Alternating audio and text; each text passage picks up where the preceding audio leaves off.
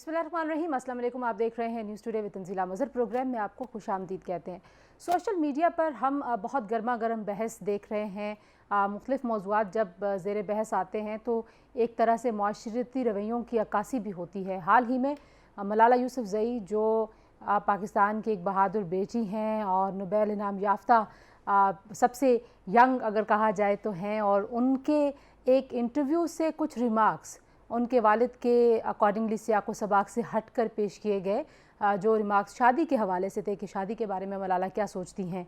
और उन्होंने एक जो अपनी वालदा से वो बात करती हैं वो डायलॉग वहाँ पर बताया, और उसको बिल्कुल सियाको सबाक से हटकर पेश करते हुए ना सिर्फ ये हुआ कि जो आम आवाम है और जो सोशल मीडिया यूज़र्स हैं उन्होंने मलाला के इस तरह के ख्यालात पर शदीद तनकीद करनी शुरू कर दी, बल्कि हमने ये भी देखा कि खैबर पख्तूनख्वा असम्बली में मुख्तलिफ़ सियासी जमातें, बिलखुसूस अगर मैं बात करूँ MMA और पाकिस्तान पीपल्स पार्टी और जो बाकी जमातें वहाँ पे, उनके अरकान असम्बली ने भी हुकूमत से ये मुतालबा किया और मलाला की फ़ैमिली से ये मुतालबा किया कि वो उनके इन रिमार्क्स, इन ख्यालात की वजाहत पेश करें। और फिर मलाला के वालिद ज़िया साहब को ये कहना पड़ा कि उनकी बेटी के जो रिमार्क्स हैं इसे आपको सबाक से हटकर और बगैर किसी कॉन्टेक्स्ट के पेश किए जा रहे हैं। बहरहाल ये जो कंट्रोवर्सी है उससे दो तीन चीज़ें हुई। एक तो ये कि शादी पाकिस्तान में, पाकिस्तानी माशरे में और हमारी नौजवान नस्ल शादी के बंधन को किस तरह से देखती है उस पर एक बहस छिड़ गई, और उस बहस से बहुत सारे और सवाल भी उठे हैं।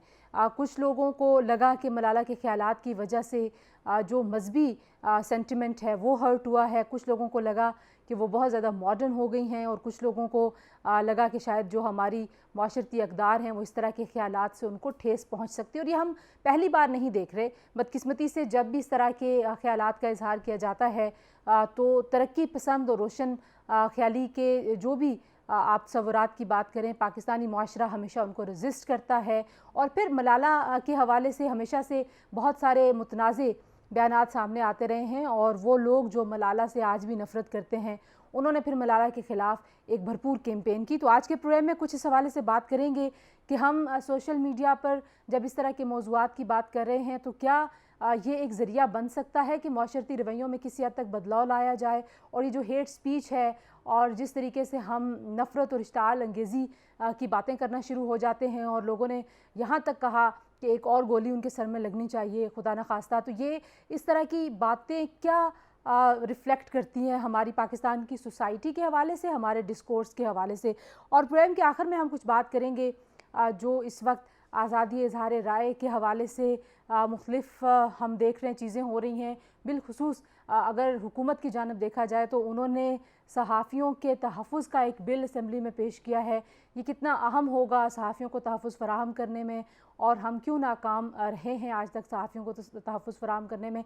अगर इस बिल की बात करें तो 2 साल से ज़्यादा अरसा लगा, ये ड्राफ्ट होता रहा और इसके ड्राफ्ट्स में तब्दीलियाँ होती रहीं। सहाफ़ियों के साथ भी बातचीत की गई, उनसे भी उनका फ़ीडबैक और इनपुट लिया गया। बहरहाल अब ये असम्बली में पेश हो गया, कुछ उस हवाले से भी बात करेंगे। जी, हमारे साथ जो मेहमान मौजूद हैं उनसे आपका तारुफ़ करवा दें। हमें ज्वाइन कर रहे हैं उसामा खिलजी साहब, जो कि समाजी कारकुन हैं, राइट्स एक्टिविस्ट हैं, और बिलखुसूस फ्रीडम्स और मीडिया फ्रीडम्स के ऊपर बड़ी भरपूर नज़र रखते हैं। और मलाला के इशू के ऊपर भी उसामा को मुख्तलिफ आर्टिकल्स में मैंने कोट होते हुए देखा। उसामा, बहुत शुक्रिया हमें ज्वाइन इन करने के लिए। हमारे साथ मौजूद है आफ्ताब आलम साहब, जो कि अगेन माहिर कानून भी हैं और इंसानी हुकूक़ के अलमबरदार भी हैं। आफ्ताब साहब, आपका भी बहुत शुक्रिया। और हमें ज्वाइन करेंगी सीनियर सहाफ़ी, तजियाकार, एंकर पर्सन मुनीज़ जहांगीर साहिबा, जो किसी तारुफ़ की मोहताज नहीं। मुनीज़, आपका भी बहुत शुक्रिया।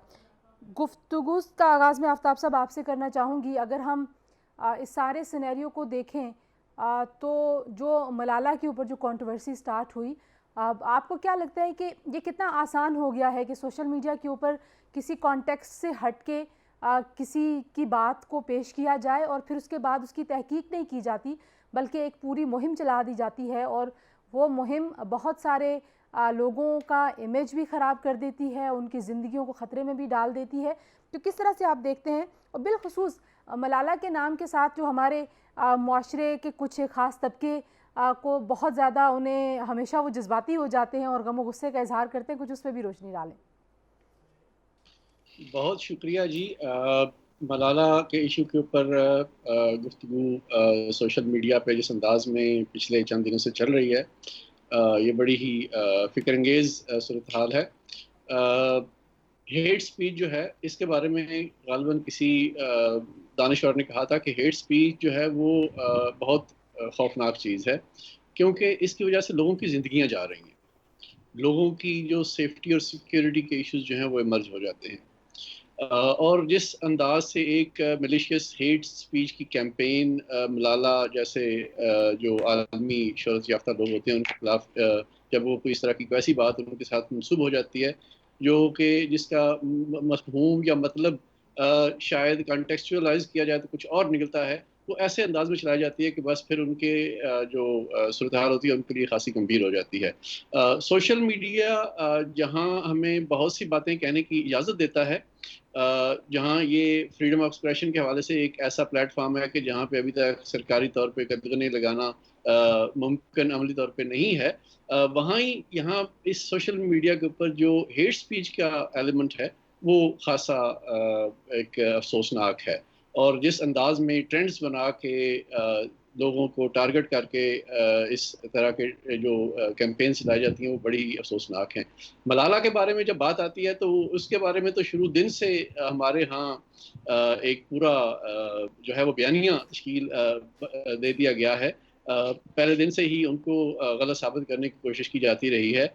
हालांकि सब जानते हैं कि मलाला के साथ वहाँ पे क्या हुआ, वहाँ स्वात से उसको रेस्क्यू किसने किया, कौन से हॉस्पिटल्स में पाकिस्तान में उसका इलाज हुआ, कौन सी जो हमारी मोतबर शख्सियात हैं उन्होंने उसके इलाज के हवाले से सारे अरेंजमेंट्स किए और उसको बरतानिया तक पहुँचाया। तो अगर वो हकीकत सामने रखी जाए तो फिर ये जो प्रोपेगेंडा और ये जो हेट स्पीच का जो एलिमेंट है उनको सोचना चाहिए कि वो किसके खिलाफ ये प्रोपेगेंडा कर रहे हैं। चंद दिन पहले एक बड़े मशहूर जो सोशल मीडिया कह सकते हैं, उसको एक्टिविस्ट भी कहते हैं, कभी वो जियो के ऊपर एक टीवी प्रोग्राम भी किया करते थे। उन्होंने कहा कि पाकिस्तान में अगर आपने किसी के खिलाफ गालियां दिलवानी है तो उसको आप नोबेल प्राइज़ दे दें। तो इस वक्त पाकिस्तान के दो ही ऐसे अफराद थे जिनको नोबेल प्राइज़ मिला, और दोनों के बारे में जो हमारे यहाँ कैंपेन है वो आप जानते हैं कि कितनी खौफनाक चलती है। लेकिन तो ये आफ्ताब एक साहब, बड़ा इसमें नोबेल प्राइज़ के अलावा भी मेरा ख्याल है कि जो एक और सेंटिमेंट है कि एक खातून जो है वो इस तरह की आज़ादी के साथ इजहार राय करिए, मैं वो भी कुछ आपसे पूछूंगी। लेकिन मुनीज़े, मलाला के हवाले से एक तो ज़ाहिर है हमेशा से ही हम देखते हैं कि एक हेट पर मबनी कैंपेन चलती रही है जब से वो मशहूर हुई, और फिर उन्होंने पाकिस्तान का नाम पूरी दुनिया में जिस तरह से रोशन किया। बहुत सारे लोग उनके ऊपर बहुत ज़्यादा प्राइड लेते हैं, लेकिन एक ख़ास सेगमेंट ऑफ सोसाइटी है वो हमेशा उनको मशकूक बनाने की कोशिश करता रहता है। और अभी जो रिसेंट उनके रिमार्क्स हैं शादी के हवाले से, और अभी मैं यही बात करी थी कि ख़ातून और स्पेशली एक यंग लड़की जब इस तरह के ख्यालात का इजहार करती है तो हमारे पूरे जो एक पूरा तबका है वो एक मुहिम चला देता है कि शायद हमारी माशरती इक़दार को भी बड़ा ख़तरा है और हमारे माशरे को तो बड़ा नुकसान हो जाएगा इस तरह के ख्यालात से। तो आप क्या समझती हैं? और बिलखुसूस देखिए, सिर्फ आम लोगों ने नहीं बल्कि असेंबली में बैठे हुए जो मेंबर पार्लियामेंट्स हैं उन्होंने भी इस तरह के ख्यालात का इजहार किया।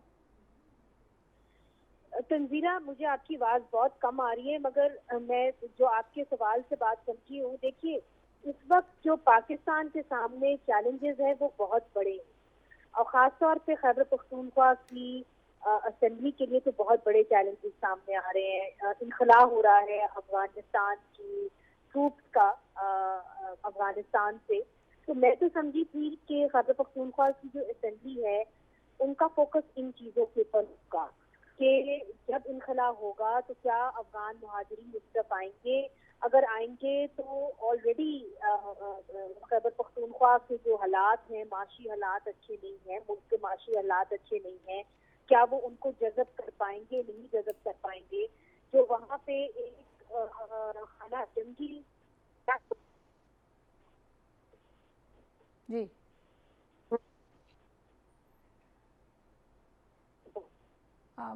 मुनीज़े, मेरा ख्याल है आपकी तरफ सिग्नल थोड़े से कम है, दोबारा आपको कॉल मिलाते हैं। उतनी देर में मैं उसामा से बात कर लूँ। उसामा, मलाला के इशू के ऊपर आपने देखा कि किस तरीके की कैंपेन चली, और वो जो हमेशा से एक नफ़रत अंगेज़ी मौजूद है मखसूस तबकात में वो फिर उभर कर सामने आ गई, बावजूद इसके कि अब कुछ लोगों ने वो पूरा टेक्स्ट भी जो है वो शाये कर दिया, किस कॉन्टेक्स्ट में बात हो रही थी, वो अपनी वालदा से अपना जो मुकालमा है उसको रेफ़र कर रही थी। इसके बावजूद वो वजाहत और उसकी इजाज़त भी नहीं है कि एक नौजवान लड़की अपनी ज़िंदगी के और अपने मुस्तकबिल के हवाले से अपनी माँ से कोई मुकालमा कर सके। किस तरह से देखते हैं आप?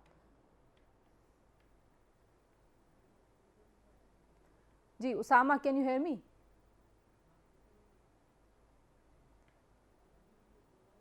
जी उसामा को भी शायद हमारी आवाज़ नहीं जा रही है। तो आफ्ताब साहब, मैं गुफ्तगू को वापस आपके पास ही लेके आती हूँ कि आप कह रहे थे कि माशरे में ज़ाहिरी बात है जो रिफ्लेक्शन अब हम देखते हैं, सोशल मीडिया एक बड़ी अहम चीज़ समझी जाती है। एक ऐसा प्लेटफॉर्म है कि जिससे पता चलता है कि हमारे यहाँ बयानिया कैसे तश्कील पाता है। ये भी पता चलता है कि जो इस तरह के हसास मौज़ूआत हैं जो माशरती अक़दार से और रस्म व रवाज से जुड़े हुए हैं, उनके ऊपर आप समझते हैं कि ये प्लेटफॉर्म कोई मस्बत तरीके से भी इस्तेमाल किया जा सकता है, सोच में कोई बदलाव भी लाया जा सकता है? देखिए, ये जो बयानिया तश्कील पाता है या जो माशरती रवैया तश्कील पाता है और इस रवैये का जो हमें रिफ्लेक्शन सोशल मीडिया पर नज़र आता है, ये असल यही वो सोसाइटी या माशरे का जो जो ओवरऑल जो समझ लें कि एक ट्रेंड है या एक जो माशरे के अंदर जो काम हो रहा है, उसी को ये रिफ्लेक्ट कर रहा है। हम बदकिस्मती से एक पैट्रियार्कल सोसाइटी में रह रहे हैं। यहाँ पे पिदराना शाही है, यहाँ पे खातून या औरत होना जो है वो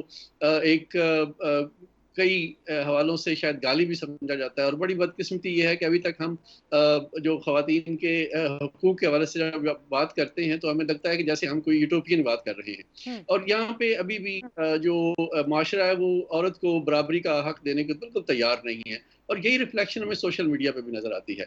मैं कभी कभार कहा करता हूँ कि हमारे यहाँ एक बहुत बड़ा गैप है। गैप किस दौरान है? गैप है आपकी तालीम, तरबियत और आपकी सोसाइटी के दरमियान। जो चीज़ें आप बच्चों को स्कूल में पढ़ाते हैं, वो आपके माशरे के अंदर उससे बिल्कुल मुख्तलिफ सोसाइटी का जो रवैया है वो है। किताबें कुछ और कह रही होती हैं और सोसाइटी के अंदर अमल दरामद कुछ और हो रहा होता है। बदकिस्मती से हमारे यहाँ जो है वो डिग्रियां तो दे दी जाती हैं, लेकिन तालीम और तरबियत जो है वो हमारे माशरे में शायद बिल्कुल नहीं पाई जाती है। और इसी तालीम और तरबियत के फुकदान का नतीजा ये है कि आज जो बातें हम राइट्स के हवाले से करते हैं, ख़वातीन की बराबरी की बात करते हैं या ख़वातीन के हकूक़ की बात करते हैं, तो वो हमें ये जो सोसाइटी है वो इसको किताबी बातें तस्वर करती सही है। हो गया। और अच्छा, अमली ये तौर रेजिस्टेंस पर कैसे ख़त्म हो सकती है? कुछ उस पर भी बात करेंगे। और तरक्की पसंद ख़यालात की जगह उस तरह से अभी भी नहीं है।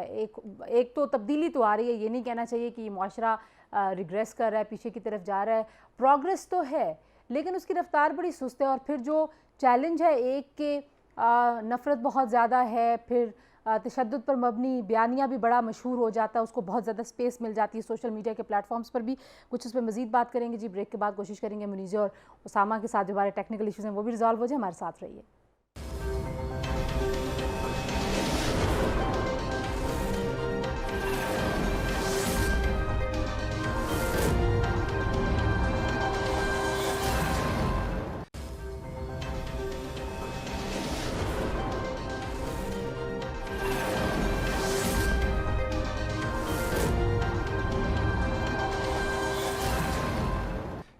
जी प्रोग्राम में एक बार फिर आपको खुशामदीद कहते हैं। और उसामा खिलजी भी हमें ज्वाइन कर चुके हैं। उसामा, आप पहले आपको आवाज़ जो है वो आपकी नहीं आ पा रही थी हमें।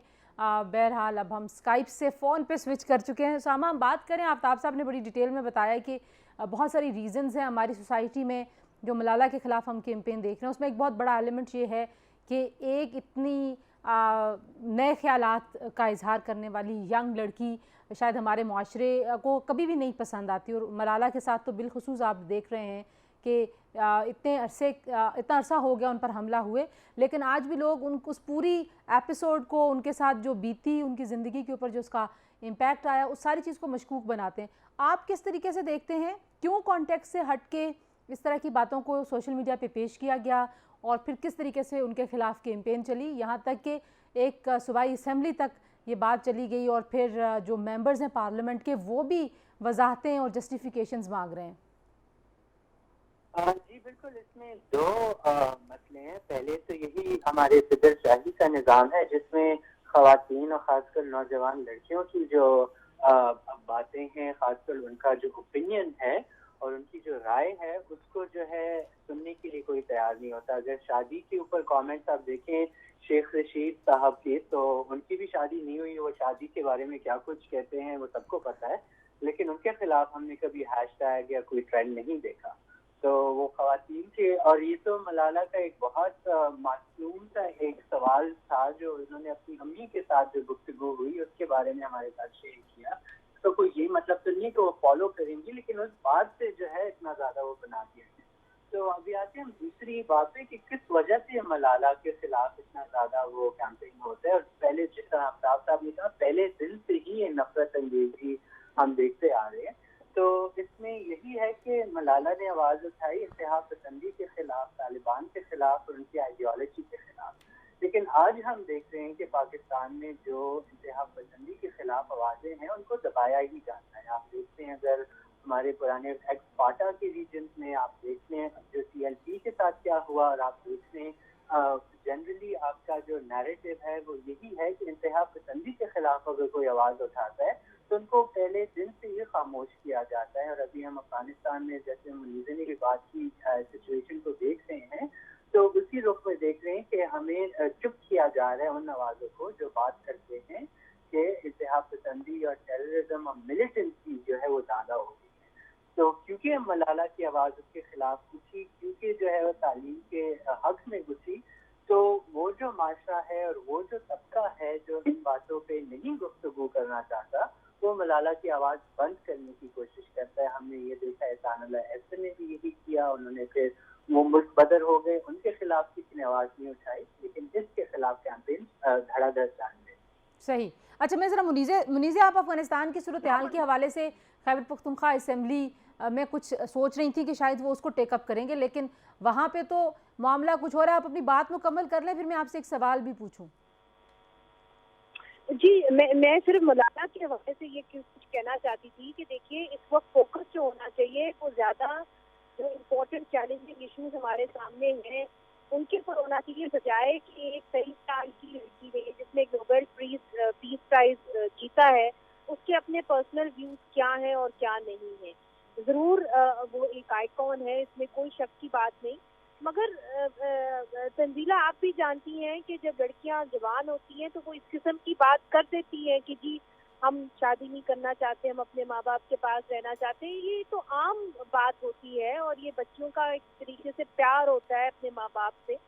और ये हर बच्ची जो है जाहिर है वो एक ये कई दफ़ा अपना प्यार का इजहार करने के लिए भी कह देती है। तो मेरा ख्याल है कि इस चीज़ को इतना बढ़ावा नहीं देना चाहिए था, बात का बतंगड़ नहीं बनाना चाहिए था, और जो फोकस है कौम का वो इम्पोर्टेंट इश्यूज के ऊपर होना चाहिए था। क्योंकि इस वक्त मैं अभी भी समझती हूँ कि जो इनकलाब हो रहा है उसका बहुत राय रात जो है असर होगा पाकिस्तान की सरजमीन पर। सही। अच्छा, मुझे मुनीज़ा ये भी बताइए कि हम सोशल मीडिया में जो रिफ्लेक्शन है हमारी सोसाइटी का, जो हेट स्पीच है, जो कैंपेन्स हैं, आप समझती हैं कि कुछ थोड़ी सी स्पेस प्रोग्रेसिव आवाज़ों को मिलती है? क्योंकि हम देख रहे थे कि मलाला के हक़ में भी बात करने वाले लोग हैं और मलाला के ख़िलाफ़ जो कैंपेन है वो उसको ज़रा ज़्यादा जगह मिली। तो सोशल मीडिया की इम्पॉर्टेंस जो हमारे सोशल इश्यूज़ हैं उस डिस्कोर्स में आप कैसे देखती हैं?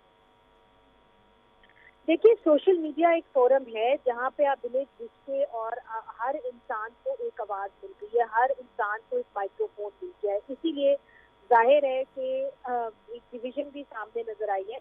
मगर आप जरूर कह रही हैं कि जो प्रोग्रेसिव आवाज़ें हैं उनको भी एक माइक्रोफोन मिला है और वो भी अपनी राय का इजहार अब कर सकती हैं, जो ज़्यादातर हमारी मेन स्ट्रीम मीडिया के ऊपर नजर नहीं आता। ये हमारे ऊपर एक उंगली भी उठाई जाती है। मेन स्ट्रीम मीडिया काफ़ी राइट विंग है, मेन स्ट्रीम मीडिया जो है राइट विंग व्यू को प्रमोट भी करता है। मगर सोशल मीडिया एक स्पेस बन गई है जहाँ पे ना सिर्फ खवातीन आके और खवातीन एक्टिविस्ट जो यंग खवातीन है, ना कि सिर्फ जैसे हमने औरत मार्च के साथ भी देखा कि बहुत सारी ऐसी खवातीन थी जिन्होंने अपनी राय का इजहार किया और एकदम जो मेन मीडिया है कहते हैं कि वो शॉक हो गया। इसलिए हुआ क्योंकि आवाज़ें वही थी, ये बातें हो रही थी, मगर उनको स्पेस कहीं नहीं मिल रही थी या उनके ऊपर फोकस नहीं था। फिर जब एकदम औरत मार्च हुआ और ये आवाज़ें उनके सामने आई तो पता चला कि ये भी कुछ व्यूज हैं, आप उनसे अग्री करें या ना करें, मगर ये मुल्क के अंदर ये व्यूज लेकिन राय देने का हक जरूर दें।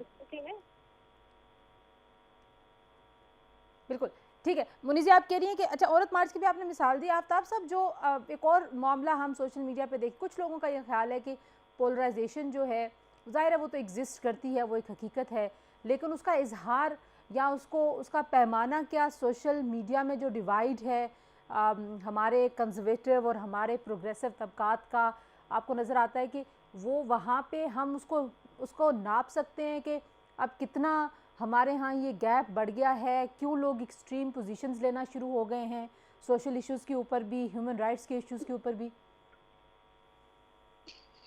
वैसे तो सोशल मीडिया हमें एक ऐसी अपॉर्चुनिटी फ्राहम करता है जहाँ पे हर शख्स जो है वो अपनी बात कर रहा है और अपनी बात कर सकता है।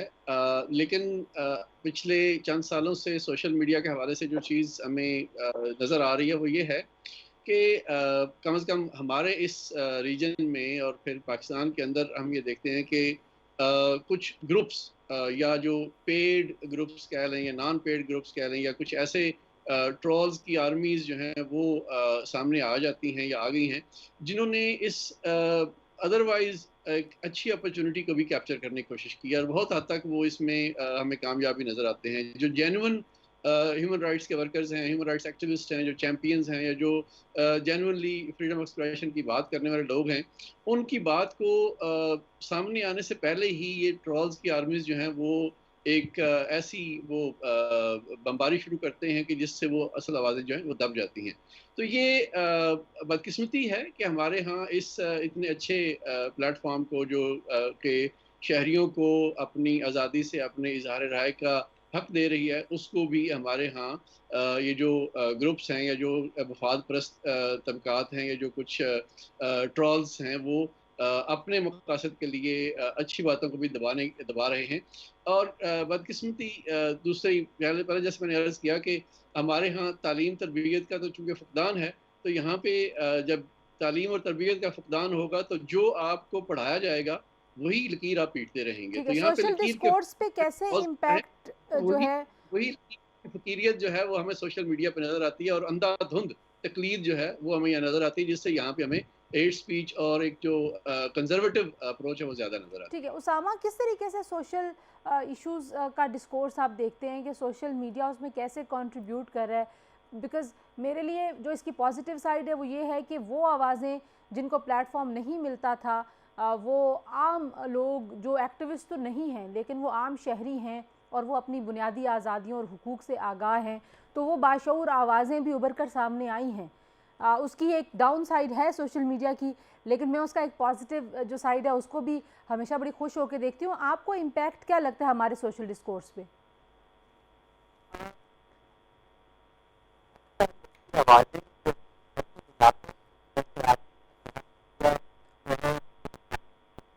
और ऐसे इलाके जहाँ के लोगों के बारे में बात ही नहीं की जाती टीवी पे, जिन्हें तंजीला आप भी इनवाइट नहीं कर सकेंगी अपने शो पे, तो उनकी आवाज़ें उठती हैं सोशल मीडिया पे, उनके हैशटैग ट्रेंड होते हैं और उनकी आवाज़ पहुँचती है हर किसी तक, जबकि वो मेन स्ट्रीम मीडिया में हमें नज़र नहीं आती।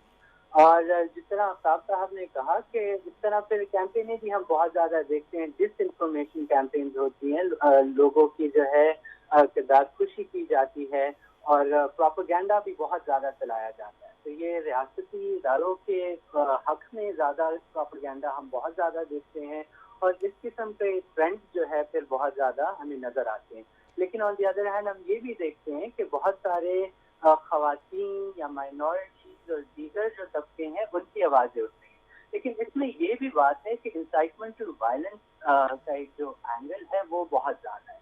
तो इस तरह की स्पीच जो कि लोगों को खतरे में डालती है, उनकी जानों को, उस तरह का भी हम बहुत ज़्यादा देखते हैं। और इसमें मेरे ख्याल से नंबर 1 जो जिम्मेदारी बनती है वो रियासत की बनती है कि उनके इदारों का इस्तेमाल किया जाए, जिस तरह FIA और दीगर इदारे हैं, कि लोगों की जो पाकिस्तानी जो शहरी हैं उनकी सेफ्टी के लिए, उनकी प्रोटेक्शन के लिए जो है सोशल मीडिया के कवानीन इस्तेमाल किए जाए। ठीक हो गया। लेकिन अच्छा, एक ब्रेक, में हम ये देखते ठीक हैं उसामा, मैं जरा एक जी। ब्रेक ले लूँ। ये सेफ्टी और सिक्योरिटी की जो बात है उसी के ऊपर हुकूमत की तरफ से सहाफ़ियों के तहफ़्फ़ुज़ का बिल असम्बली में पेश हुआ है, कुछ हम उस पर भी बात करेंगे। और फिर सोशल मीडिया को रेगुलेट करना मुमकिन है नहीं है, उसकी डाउन साइड क्या है, उसके फ़वाइद क्या है, उसके नुकसानात क्या, कुछ उस पर भी बात करते हैं। हमारे साथ रहिए।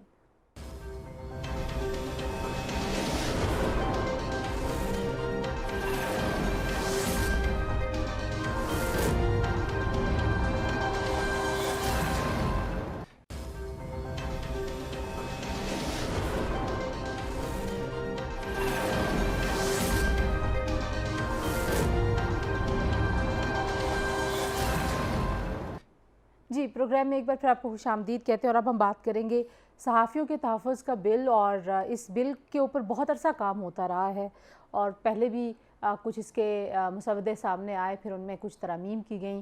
बहरहाल शिरीन मज़ारी साहिबा जो इंसानी हुकूक़ की वज़ीर हैं, वो बड़ी होपफुल हैं, बड़ी पॉजिटिव हैं इस बिल के हवाले से कि अब असम्बली में ज़ाहिर है जो माहौल बना हुआ है, देखते हैं कि कब पास होता है। बहरहाल कितना ज़रूरी है आफ्ताब साहब, अगर हम जर्नलिस्ट प्रोटेक्शन बिल की बात करते हैं और हम हमेशा से, ज़ाहिर है इसका तकाज़ा तो हमेशा से होता रहा कि ऐसे कवानीन बनाए जाएँ जहाँ पे सहाफ़ियों को तहफ़्फ़ुज़ मिले। और इस ड्राफ्ट के हवाले से, ये जो ड्राफ्ट बिल है, इसके हवाले से आपके मैं कुछ कमेंट्स भी पढ़ी थी। आपको लगता है कि वाकई ये तमाम ज़रूरियात को पूरा करेगा और कितना अहम है इस बिल को पास होना, कानून बनना और फिर उस पर अमल दरामद को यकीनी बनाना? ये जो जर्नलिस्ट की प्रोटेक्शन का बिल इस वक्त पार्लियामेंट तक पहुंच चुका है, ये इसके पीछे कमोबेश 10 साल पुरानी जद्दोजहद है। 2009-10 में इसके ऊपर काम शुरू हुआ था। हमारे जैसे बहुत से और जो एक्टिविस्ट थे और जो इस इशू के ऊपर काम कर रहे थे, वो उन्होंने ये रियलाइज़ किया कि जिस तरह दुनिया भर में और बिलखुसूस हमारे खित्ते में सहाफ़ियों के ख़िलाफ़ एक गैर मामूली हद तक वायलेंस जो है वो बढ़ गया था। और हमें नज़र आया कि सैकड़ों की तादाद में सहाफ़ी दुनिया भर में मारे गए पिछले 20 सालों में। और महज़ पाकिस्तान में पिछले 20 सालों में जो in the line of duty मारे जाने वाले सहाफ़ियों की तादाद है वो 150 के लगभग है। और सैकड़ों ऐसे हैं जो रोज़ाना की बुनियाद पे हरासमेंट, वायलेंस और टॉर्चर और बहुत से जो क्रिमिनल जो एक्शन है उनको वो सामना करते हैं। तो 2013 में पाकिस्तान ने UN action plan for journalist safety and combating impunity जो है उसको साइन किया, एंडोर्स किया था। ये यूएन का एक्शन प्लान जो है 2012 में आया था तब और इस यूएन एक्शन प्लान के तहत ये मैंडेटरी है हर उस मुल्क पे जिन्होंने इसको एंडोर्स किया है कि वो सहाफ़ियों के तहफ़्फ़ुज़ के लिए इस तरह की लेजिस्लेशन करे। सही। पिछले 10 सालों में बहुत सी कोशिशें हुई, बहुत से बिल सामने आए, लेकिन कोई भी जो बिल है वो असेंबली तक नहीं पहुंचा। तो ये एक हवाले से खुश आइंद है कि ये पाकिस्तान गालिबन वो पहला मुल्क है जहां पहली दफ़ा कोई जर्नलिस्ट के तहफ़्फ़ुज़ के लिए कोई कानून जो है वो पास होने जा रहा है। अच्छी बात यह है कि फेडरल लेवल पे जो बिल है वो अभी असेंबली में पहुंचेगा, लेकिन सिंध गवर्नमेंट ने जो बिल है वो ना सिर्फ अपने प्रोविंशियल असेंबली से पास करवा लिया है, बल्कि उसके बारे में शुमीद ये है कि अगले 1 से 2 दिन में वो गवर्नर साहब की तरफ से उसको साइन करके प्रॉपर जो कानून का है वो इनेक्ट हो जाएगा। ठीक है। अब आते हैं इस बिल के ऊपर जो मिनिस्ट्री ऑफ ह्यूमन राइट्स ने जिसको लीड किया और कैबिनेट ने इसको अप्रूव किया। मैं इसको एक अच्छी पेशरफ्त कहूँगा इस एंगल से कि ये गालिबन दुनिया में नेशनल लेवल का पहला मसवदा है जो हमें एक कानून की शक्ल में नज़र आ रहा है कि जिसके ऊपर पेशरफ्त हो रही है। ठीक है। लेकिन मैं इस कानून की जो ज़ुबान या जो ड्राफ्ट हमारे सामने आया उसकी ज़ुबान को पढ़ता हूँ या उसके अंदर दिए गए जो राइट्स हैं सहाफ़ियों के, जो उसके हवाले से जो बातें हैं उसके हवाले से मुझे लगता है कि ये इसमें बहुत से जार्गन्स इस्तेमाल हुए हैं, एम्प्टी प्रोमिसेस बहुत हैं इसके अंदर। बहुत सी बातें ऐसी की गई हैं जो बड़े खूबसूरत अल्फाज तो लगते हैं, लेकिन उन अल्फाज के बाद उनकी कोई मीनिंग्स नज़र नहीं आते। यानी उनका जो अगर इन अल्फाज की जो इम्प्लीमेंटेशन है या जो इनके ऊपर अगर अमल दरामद किया जाए तो फिर क्या होगा, अगर नहीं किया जाए तो फिर क्या होगा। कोई इस कानून के बहुत सी दफात के साथ वो सैंक्शंस मुंसलिक नहीं है जो इस कानून को ताकत दें और इसको इफेक्टिव बनाएं। ठीक है। अच्छा, फिर हम इसके आफ्ताब अंदर साहब, मैं आपसे डिटेल में फिर किसी नशिस्त में बात करूंगी, लेकिन क्योंकि वक्त हमारे पास कम है, आपने बड़ी खूबसूरती से ये बयान कर दिया कि चीज़ें बहुत हैं, प्रोमिसेस बहुत हैं। उसामा, आपका क्या ख्याल है? ज़ाहिर है एक पेशरफ्त तो बड़ी अहम है इस हवाले से कि माजी में हमने बहुत बार वादे देखे कि ये बिल आएगा, सहाफ़ी का तकाजा भी करते रहे, लेकिन पहली बार पार्लियामेंट में पहुँचा है। यकीनन इसका क्रेडिट तो हुकूमत को और ह्यूमन राइट्स की जो मिनिस्टर है उनको देना चाहिए। जी हाँ, बिल्कुल। मेरे ख्याल से 2 साल से वो कोशिश कर रही थी कि ये बिल जो है पार्लियामेंट में आए, और फाइनली उन्हें लगता है इजाज़त दी गई है कि इस बिल को जो है इंट्रोड्यूस किया जाए पार्लियामेंट में।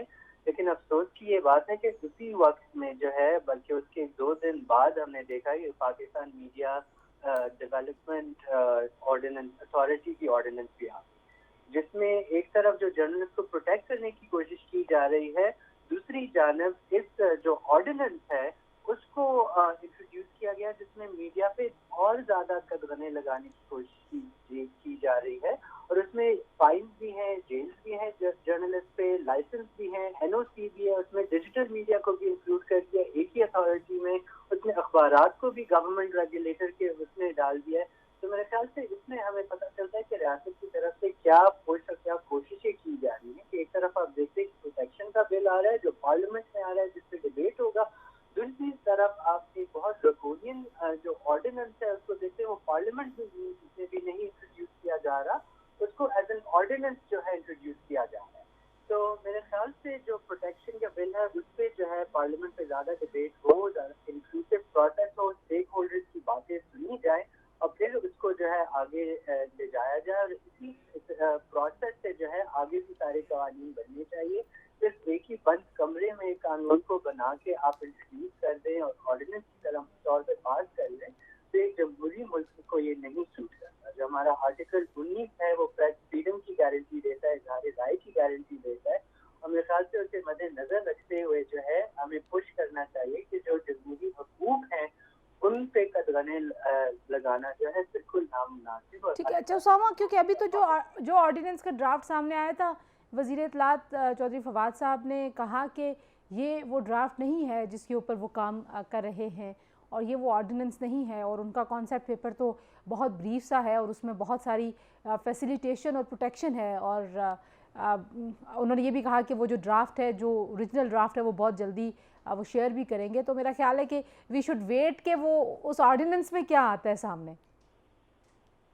जी, जो हमारे पास कॉपी आई है ऑर्डिनेंस की, तो वो ऑफिशियल मिनिस्ट्री ऑफ इंफॉर्मेशन की तरफ से ही आई है, उससे साइन भी किया गया है।